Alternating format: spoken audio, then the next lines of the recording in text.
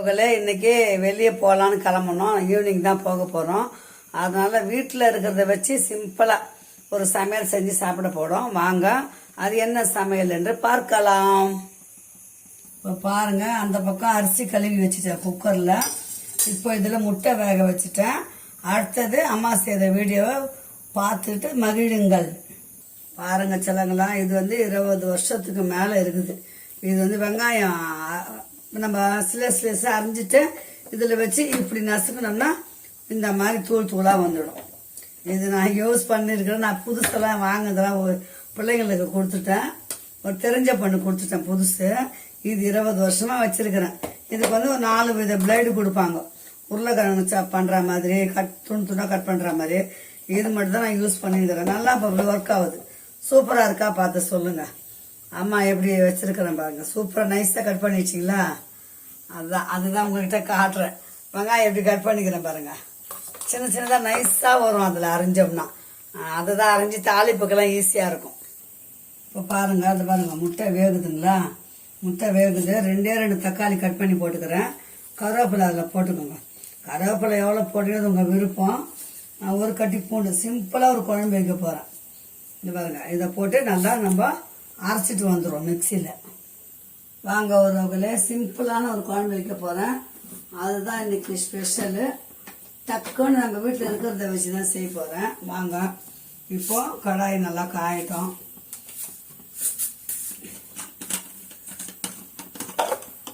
அந்த பூண்டு தக்காளியும் இதுவும் அரைச்சாச்சு, கருவேப்பிலையும். இப்போ நம்ம எண்ணெயை நல்லா ஊற்றிக்கலாம். எண்ணெய் பத்தாது, கொஞ்சம் எண்ணெய் நிறையா இருந்தால் கொஞ்சம் நல்லா தான் இருக்கும். 2 பேருக்கு தகுந்த மாதிரி வைக்கிறேன். ஒரு 2 கரண்டி எண்ணெய் ஊற்றிக்கோங்க. எண்ணெய் நல்லா காயட்டும். காஞ்சதுக்கப்புறம் கொஞ்சம் கடுகு போட்டுக்கலாம். கடுகு நல்லா பொரியணும். கருவேப்பிலை நம்ம போட தேவையில்லை, அரைச்சிட்டோம். அதனால் நல்லா இது கடுகு பொரிஞ்ச உடனே குழம்பா இருந்தால் நம்ம வெந்தயம் போடலாம். ஆனால் வெந்தயம் வேண்டாம் இந்த குழம்புக்கு. இந்த வெங்காயம் நல்லா நைஸாக கட் பண்ணல. சாப்பரில் கட் பண்ணால் கொஞ்சம் நைஸாக இருக்கும். வதங்கிறதுக்கு ஈஸியாக இருக்கும். நல்லா வதங்கட்டும். இது வதங்கிறதுக்கு கொஞ்சோண்டு உப்பு போட்டுக்கலாம். நான் வீடியோ ஸ்கிப் பண்ணாமல் தான் எடுக்கிறேன் பிள்ளைங்களா. பாருங்க, உப்பு போட்டுக்கோங்க. வெங்காயம் நல்லா வதங்குது.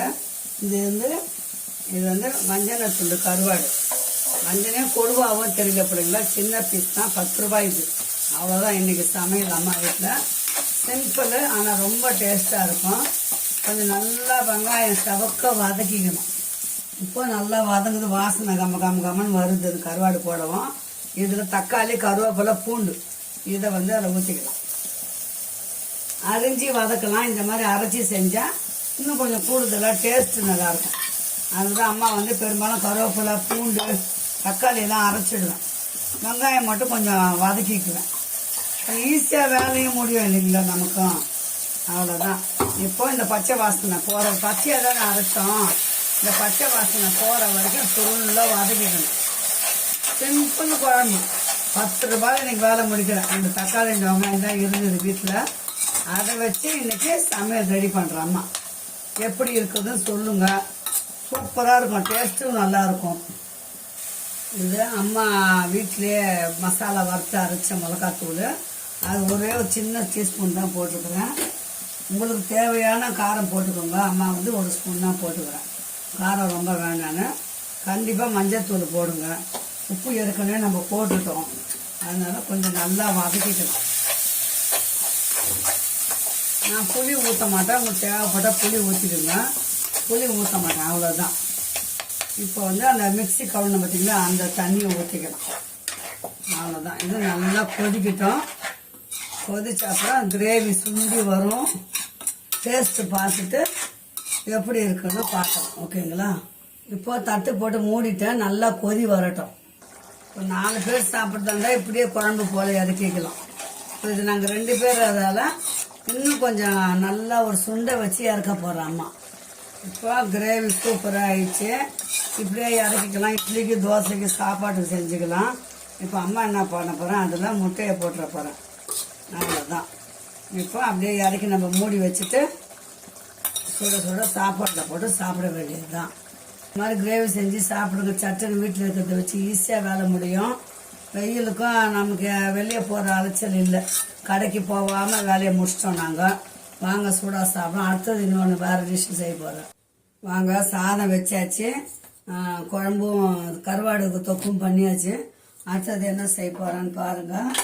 சிம்பிளான ரெடிமேட் ரசம் தான் இன்றைக்கி. அம்மா மிளகு சீரகெல்லாம் அரைக்கல.